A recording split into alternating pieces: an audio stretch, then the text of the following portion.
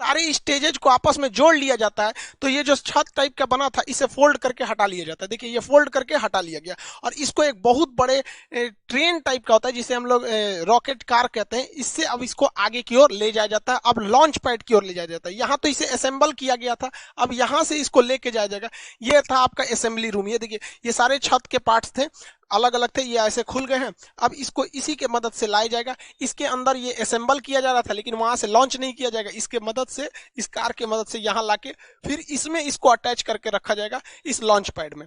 इसरो के पास अभी फिलहाल में दो दो लॉन्च पैड है। एक लॉन्च पैड से हो नहीं पाता था, इसलिए इसरो जो थी अपने असेंबली लाइन को, जैसे यहाँ देखिए एक असेंबली यूनिट यहाँ था, एक नया यहाँ बना दिया गया।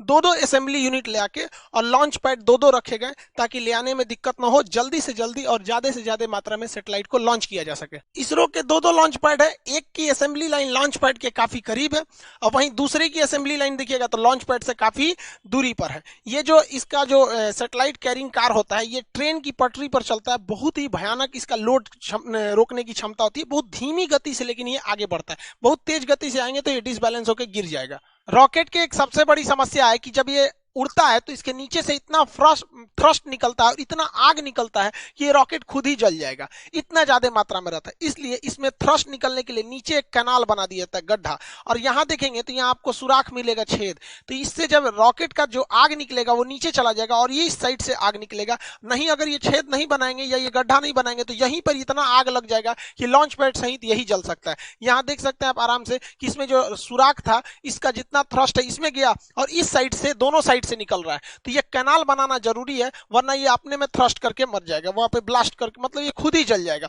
यहाँ नीचे गिरा और इस तरह से दोनों डायरेक्शन में हट गया, या ये इस डायरेक्शन में जाता है ताकि वो ज्यादा से ज्यादा आग को अलग डायरेक्शन में फैला सके। जब सैटेलाइट को लॉन्च पैड पे रखा जाता है तो इसमें जितने सेंसर वगैरह होते हैं वायर से ये लोग कनेक्टेड किए रहते हैं। इसमें जितनी चीजें होती हैं ये कनेक्ट करके रखी गई रहती है। जब काउंटडाउन उल्टी गिनती चालू होती है 48 घंटा पहले से, अगर इसमें भी कोई गड़बड़ी पाई जाएगा तो यहीं पे रोका जा सकता है, और अगर गड़बड़ी नहीं पाई गई तो रॉकेट को लॉन्च कर दिया जाता है। लेकिन समस्या क्या होती है, जो इसमें फ्यूल रखा जाता है तो जो फ्यूल रहता है उसे बहुत ही कम टेम्परेचर पे रखा जाता है और 2 दिन पहले ही इसकी पूरी तरह तैयारी कर दी जाती है। तो इसे धूप में छोड़ने से क्या होता है, उसका टेम्परेचर बढ़ सकता है, अंदर रिएक्शन वगैरह हो सकता है। इसलिए इसके बाहर एक इंसुलेटर की परत लगा दी जाती है। देखिए एक परत लगा दिया जाता है इंसुलेटर की इसके चारों ओर बाहर में, ताकि जो फ्यूल है वो हीट उस पर ना मिल सके।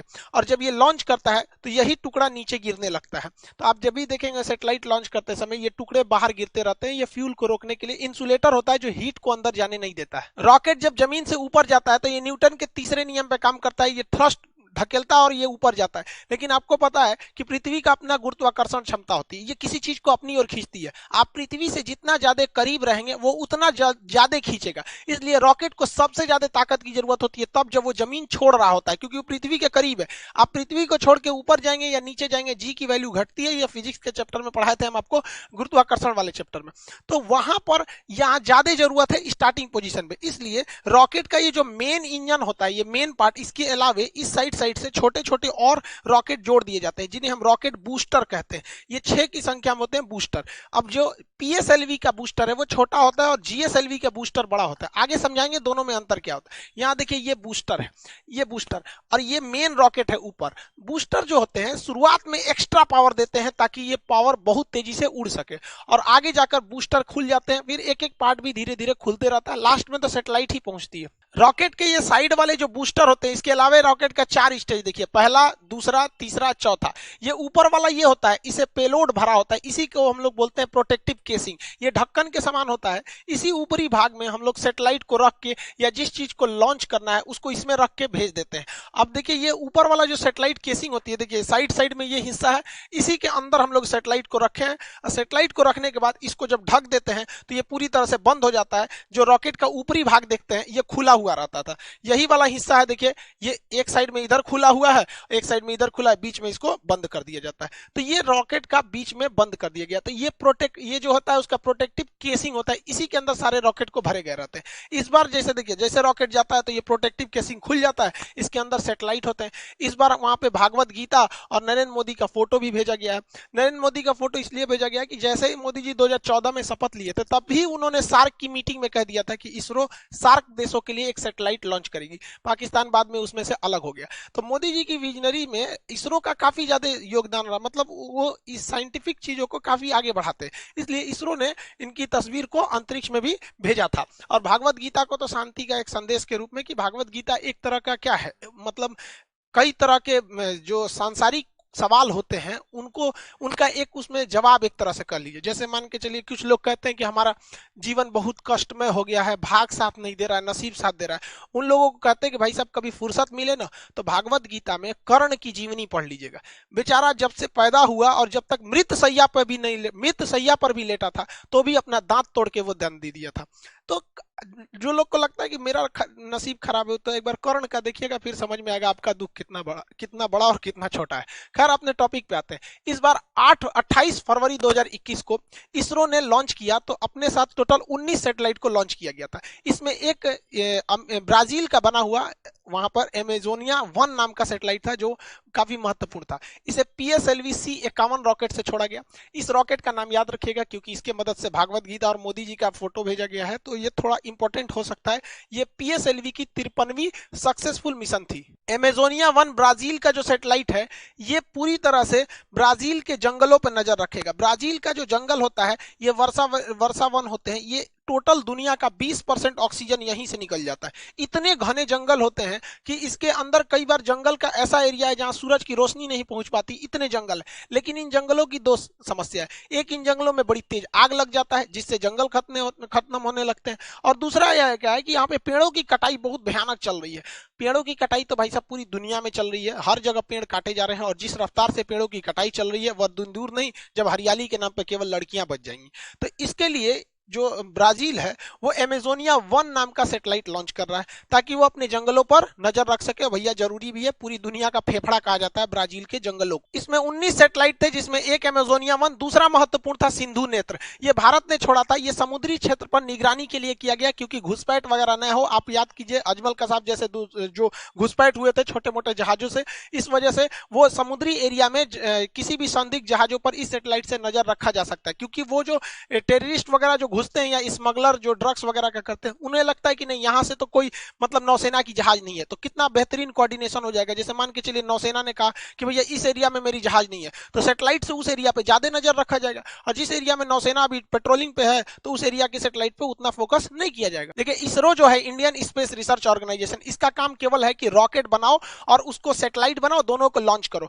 लेकिन इसमें एक कमाई का भी जरिया हो सकता है। विदेश के लोग जो है, बहुत सैटेलाइट बनाना बहुत मुश्किल का काम नहीं है, लेकिन रॉकेट बनाना बहुत मुश्किल काम। इवन हम लोग ने अपना पहला सैटेलाइट आर्यभट्ट भारत में बना लिया था, लेकिन उसको हम लोग लॉन्च करने के लिए रूस को दिए थे, और रूस ने अपने रॉकेट से उसे छोड़ा था। तो बहुत से ऐसे देश हैं जो दुनिया को कहते हैं कि भैया अमेरिका से कहते हैं, यूरोप से कहते हैं कि हमारे सैटेलाइट को छोड़ दो, तो भारत बहुत सस्ते में छोड़ देता है, और भारत की सैटेलाइट काफी विश्वसनीय होती है। इसलिए इसके लिए भारत सरकार ने एक कंपनी बनाई थी, उसका नाम था एंट्रिक्स कॉर्पोरेशन था। 1992 में बनाई गई थी। ये कंपनी दूसरे देशों से कहती तो भैया तुम्हारा सैटेलाइट छोड़ना है, लाओ यहाँ लाओ, पैसा दो हमको दो, और ये इसरो को देती थी भैया इसको भी छोड़ दो, हम इतना पैसा दे देते हैं। लेकिन इसमें कुछ कमियां थी जिसको सुधारते हुए 2019 में न्यू स्पेस इंडिया लिमिटेड नाम की एक कंपनी ऑर्गेनाइज कर दिया गया। अब किसी को अपनी सैटेलाइट छुड़वाना है तो डायरेक्ट इसरो से बात नहीं करेगा, इससे बात कीजिए, बिजनेस वाला काम ये संभालेगी, बाकी रॉकेट सैटेलाइट बनाने का काम इसरो करेगी। एंट्रिक्स ने बहुत सारे मिशन को अंतरिक्ष में भेजा है। एंट्रिक्स ने बहुत सारे दुनिया के ग्राहकों को ढूंढ के लाया है इसरो के लिए, जिससे इसरो की बहुत मोटी कमाई हुई है। लेकिन अभी क्या है, ये न्यू स्पेस इंडिया लिमिटेड को बनाया गया। ये इसकी पहली कॉमर्शियल उड़ान थी जो ब्राजील से इन्होंने नेगोशिएशन करके लाया था। हालांकि ब्राजील चाइना से इस सैटेलाइट को छुड़वाने वाला था, लेकिन बाद में भारत ने उससे कम दाम दिया, इस वजह से उसने भारत से भी छुड़वा लिया। सैटेलाइट का ऊपर वाला जो भाग होता है ये खोखला होता है, इसे प्रोटेक्टिव केसिंग कहते हैं, ये खुल जाता है। इसी के अंदर सैटेलाइट्स को लॉन्च रखा जाता है। जो सैटेलाइट होते हैं इनके इसी के अंदर रखा जाता है। इसरो ने 2017 में इसके अंदर छोटे छोटे कुल 104 सैटेलाइट को लॉन्च किया था। इसके अंदर देखिए यहाँ पर छोटे छोटे होते हैं, तो 104 रॉकेट सैटेलाइट्स को इस पेलोड के अंदर रखा था। जब ये जाते हैं तो खुल जाते हैं और सैटेलाइट अंतरिक्ष में चले जाते हैं। 600 से 900 किलोमीटर ऊंचाई पे जाने के बाद पृथ्वी का गुरुत्वाकर्षण खत्म हो जाता है, फिर वो घूमने लगते हैं। इन सैटेलाइट को ऊर्जा यानी एनर्जी मिलती है। इन पर सोलर पैनल लगे होते हैं, इनमें सोलर पैनल से इनमें एनर्जी लगी होती है, मतलब एनर्जी ले रहते हैं ये लोग सोलर पैनल से। और इसके अंदर छोटा सा एक तो मोटर भी होता है, जिससे कि ये अपने डायरेक्शन और अपने पाथ को चेंज कर सकते हैं। तो रॉकेट केवल अंतरिक्ष में जाके ये खुल जाएगा और सबको ऐसे फेंक देगा, और वहां गुरुत्वाकर्षण 1% नहीं है तो सब इधर उधर तैरेंगे, तो 1 बाई 1 सबको अपने अपने ऑर्बिट में फिट कर दिया जाता है। रॉकेट इंजन और जेट इंजन में अंतर क्या होता है? हवाई जहाज में जेट इंजन लगा होता है, ये बाहर से ऑक्सीजन ले लेता है, जबकि अंतरिक्ष में तो ऑक्सीजन ही नहीं है, इसलिए रॉकेट इंजन उस इंजन को कहते हैं जो अपना खुद का ऑक्सीजन का सिलेंडर ले जाया जाता है। तो जिस सिलेंडर में ऑक्सीजन रहता है उसे हम ऑक्सीडाइजर कहते हैं, और जिसमें फ्यूल रहता है उसे फ्यूल टैंक कहते हैं। ये दोनों रहता है, इसे एक पास लाया जाता है पाइप के माध्यम से कंबशन चेंबर में, और वहां पे आग लगाया जाता है। आपको पता है बिना ऑक्सीजन में फ्यूल कितना भी दे दीजिएगा, जब तक ऑक्सीडाइजर यानी ऑक्सीजन नहीं मिलाइएगा आग नहीं पकड़ेगा। तो इन सबको मिला के पाइप के माध्यम से यहां लाया जाता है कंबशन चेंबर में, और इसमें ब्लास्ट आग लगाया जाता है। और आग जब लगता है तो वह आग निकलने का रास्ता खोजती है। अब इस निकलने के रास्ता को इतना पतला कर दिया जाता है कि वो निकलती है तो ये रॉकेट को थ्रस्ट उठा देती है। ये देखिएगा यहाँ पे काफी पतला कर दिया जाता है। इस पतला होने की वजह से न्यूटन के थर्ड लॉ के हिसाब से एक्शन रिएक्शन होता है और ये रॉकेट ऊपर की ओर जाने लगता है। भारत के पास दो फेमस रॉकेट है, एक पीएसएलवी है, ये छोटी उड़ान के लिए होता है। पीएसएलवी ज्यादा ऊंचा पे नहीं ले जा सकता है, पीएसएलवी 600 से 900 किलोमीटर की ऊंचाई पर ही ले जा सकता है। ये 2 टन के ही टोटल रॉकेट को सैटेलाइट को ले जा सकता है। अब एक ही सैटेलाइट भेज दीजिए 2 टन का, या कम वेट के ज्यादा सैटेलाइट को छोड़ सकते हैं। ये पोलर सैटेलाइट होता है। पोलर उसे कहते हैं जो पृथ्वी के पोल यानी ध्रुव पर घूमे, ध्रुवीय सैटेलाइट होता है, ऊपर नीचे करता है। तो ये पृथ्वी के ऊपर नीचे इस तरह से घूमता है।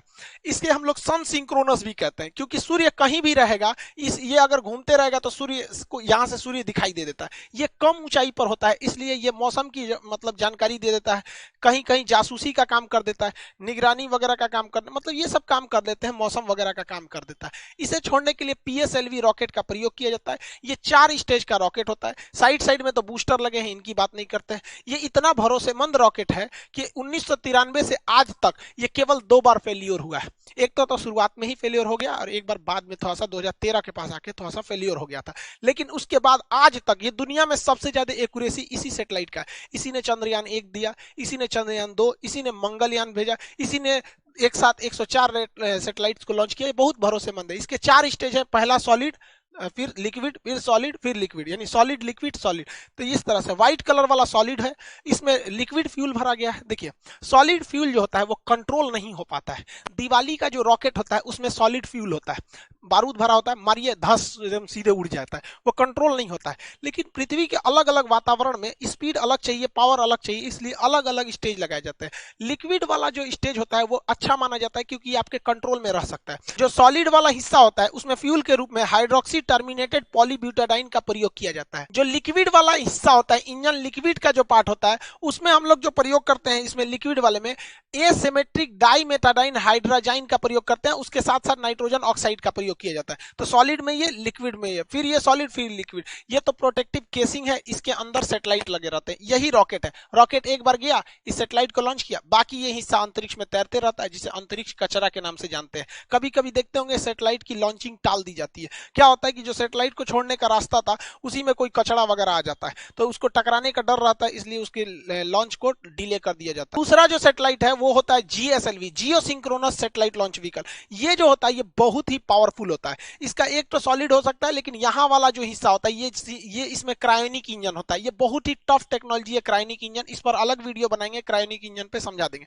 ये सैटेलाइट पोलर की तरह ऊपर नीचे नहीं घूमता है, बल्कि ये इस डायरेक्शन में घूमता है। पोलर सैटेलाइट जो था वो केवल 600 से 900 किलोमीटर की ऊंचाई पर घूम रहा था, ये 36,000 किलोमीटर की ऊंचाई पर घूमता है। और इसकी खासियत क्या होती है, जब कोई चीज पृथ्वी से 36,000 किलोमीटर की दूरी पे कर देंगे तो इसको पृथ्वी का चक्कर लगाने में उतना ही समय लगेगा जितना पृथ्वी अपना एक चक्कर लगाने में कर दे, यानी ये पृथ्वी के साथ साथ घूमने लगेगा। यानी अगर आपने एक किसी सैटेलाइट को इस कक्षा में भेजा है और इसको सेंटर्ड कर दिए कि दिल्ली पर घूमे, तो जितना तेजी से पृथ्वी घूमेगी, यानी पृथ्वी 24 घंटे में एक चक्कर लगाती है, तो ये जियो सिंक्रोनस सैटेलाइट भी 24 घंटे में एक चक्कर लगाते हैं। यानी अगर इसको भेजने के टाइम आप इसे जिस शहर के ऊपर सेट कीजिएगा, ये हमेशा उसी शहर के ऊपर अपनी नजर गड़ाए रखेगा। इसलिए ये मिलिट्री के यूज में बहुत ज्यादा आ जाता है, लेकिन ये काफी दूरी पर होता है। इसको छोड़ने वाला रॉकेट भी खतरनाक होता है, GSLV, geosynchronous satellite launch vehicle. Bharat के पास दुनिया के सबसे आधुनिकतम सैटेलाइट लॉन्च व्हीकल है। सैटेलाइट भी है हमारे पास, पीएसएलवी है छोटी उड़ान के लिए, और ये बाहुबली है जीएसएलवी, ये दुनिया में सबसे खतरनाक अभी है।